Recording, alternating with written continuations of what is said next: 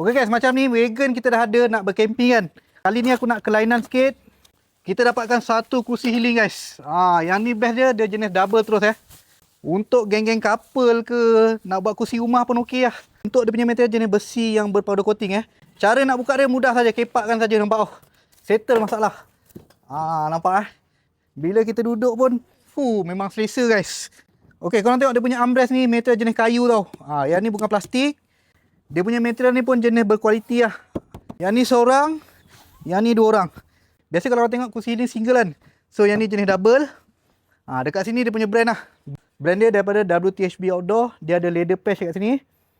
Bila dah habis bercamping ke, lipatkan balik, settle masalah. Cuma dia punya size ni agak besar tapi dia nipis lah. Still boleh memuatkan dalam bonet korang sebab apa dia jenis nipis. Memang terbaik guys, letak kat rumah sebiji ataupun bercamping Kalau kau minat kursi camping ni, design jenis double ni, tekan link kat bawah.